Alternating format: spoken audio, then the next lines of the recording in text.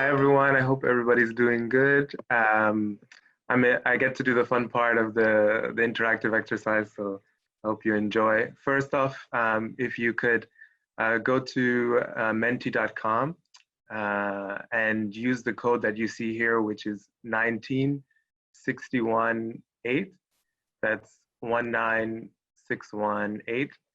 We're going through an interactive session and seeing if we are identifying some of the things that will come out in the conversation as well.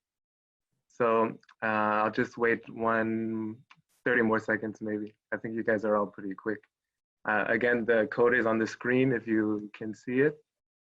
If not, if you can't see it, it's 19618. All right, so going to the first question, it says, what challenge comes to mind when you think of digital technologies during this pandemic? So if you think of maybe a word, something, is it mobility? Is it education? What is something that really comes out when you think of a challenge to digital technologies during this pandemic? All right, we have internet speed. I think that's a big thing sometimes coming up. Internet accessibility. We are experiencing that with the greatest exercise on teleworking in the world right now, right? The internet speed, painfully true, and a big luxury for those of us that can do that. Yeah, the digital divide is coming out really strong in the middle. Accessibility, privacy. Inclusion, education. Mm-hmm. All right, let's leave it for a little bit more, but I think we have like some of our big hitters between privacy, accessibility, connectivity, and the digital divide, which is. Yeah, I think that's a good sample, Federico. Shall we move on? Yeah. All right, and here we have what is one key opportunity that you think that is can come out of using digital technologies during this time of COVID. So we'll have some responses that will scroll up, but thinking of a key opportunity, I mean, I think there's many, but let's try to think of one key opportunity that can arise now. Telework, okay, one of them. Less CO2, very environmental benefits, yes. Reaching everyone, educating the public, exactly. Reducing the digital divide, learning, unlocking new city, the green shift. So yeah, we have communication effects, so getting the information out to the public, I think is really coming out. Advocacy, a lot of what we're trying to do as well. New ways of doing business, loneliness. So there we see some things coming out that are kind of also talking about information, the way that we engage in the services in a new way. I think is really coming out, the way that more population can be engaged with.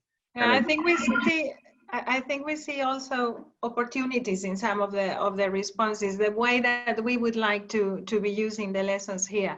Let's move to the next question, please, Federico, for the sake of time. All right, yeah. So what is your main concern about digital rights? We identified some points that were discussed earlier in terms of transparency, accessibility, privacy, inclusion.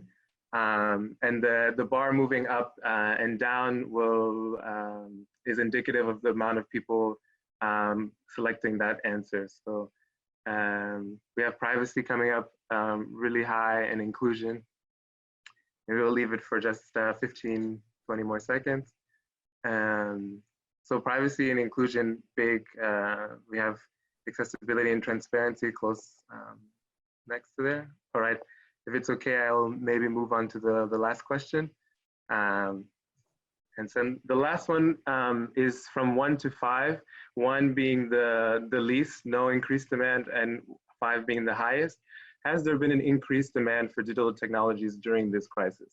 So 5 is there's a very large increase in the demand for digital technologies, and 1 being none. So we have a pretty good average.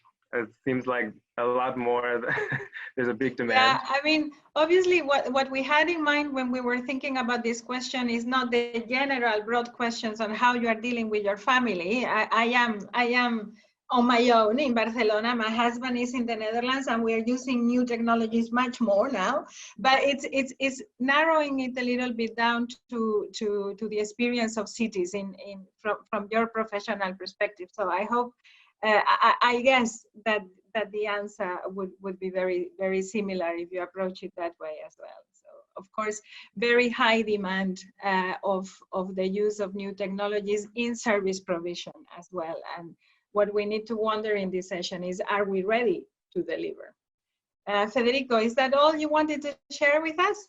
Yes, exactly. Yeah. So hopefully this comes out more in the session, but yeah, that's it. Thank you very much. I think it shows that we have identified the priorities and the concern, that they match the way that we conceive the session with the concerns of the participants, which are now 182.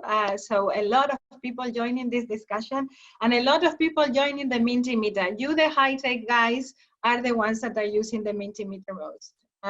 Because participation has not been as high in other learning experiences, but we are getting better. So with these things in the back of our heads, let us go now to the first, to the real thing, to the first roundtable that is going to be facilitated by Francesca Bria, President of the Italian National Innovation Fund. I need to read this, Bria, because I don't know all your new tasks.